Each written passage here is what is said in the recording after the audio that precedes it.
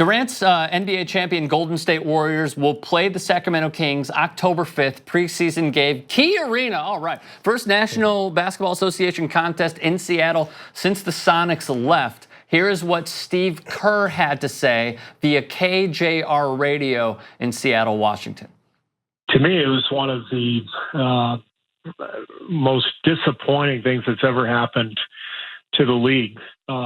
Because it's a franchise that deserves to, or it's a city that deserves to have a franchise, and it deserves to have the Sonics. Well, it's a basketball town. You know, it reminds me a little bit of Oakland. When I used to play in the league, Seattle was one of those places where you walk into the arena and you feel the energy, just like at Oracle. You walk in, you feel the energy, and that's what I expect to feel that night. You know, Seattle's a basketball town.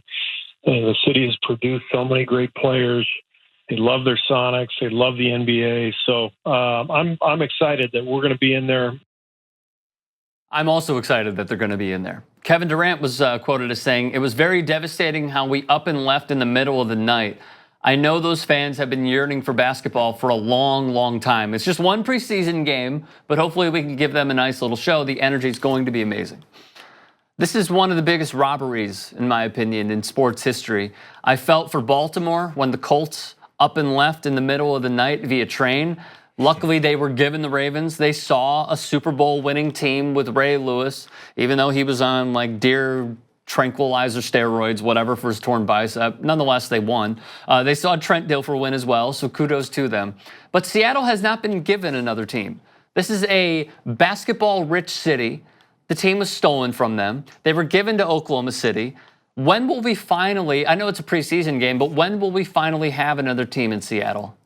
I don't know, but I want to say that when the Chicago Zephyrs were stolen to go to Baltimore, that was really the dark days for us in Chicago. But here's the problem: is if you go to Seattle, they can't expand anymore, as far as I'm concerned. In fact, I would say, it would never happen, but the league would probably be a little bit better if it was like 28 teams. That said, so then you have to talk about, well, who's going to move to Seattle, right? And we talked about the Kings. I think at some point they were the ones who were going to go, right, when the Maloof brothers were doing their thing. Yes. So you have to find a market that's like not doing that well. But I don't know. These are such valuable commodities, and every team, their value just continues to go up. That I don't know. I don't know if I'd hold my breath if I was living in Seattle for an NBA team for a little while. Do we possibly see expansion in Seattle and Las Vegas in the near future? I've heard the whispers of it. I don't think it would make the league any better. I know they want to make more money, so I suppose that makes it better to some degree. Right.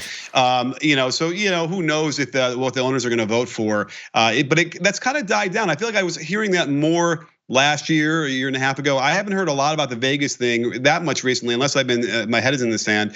So but without question, yes, they'd have to expand by 2 teams, and those would certainly be the top 2. I don't think any other city in America is above them right now for what they're targeting. Do you know what you could get for $4.99? Maybe 1 pack of Skittles. You know what's better? A lot of content. So download the TYT app, available on iOS and Android.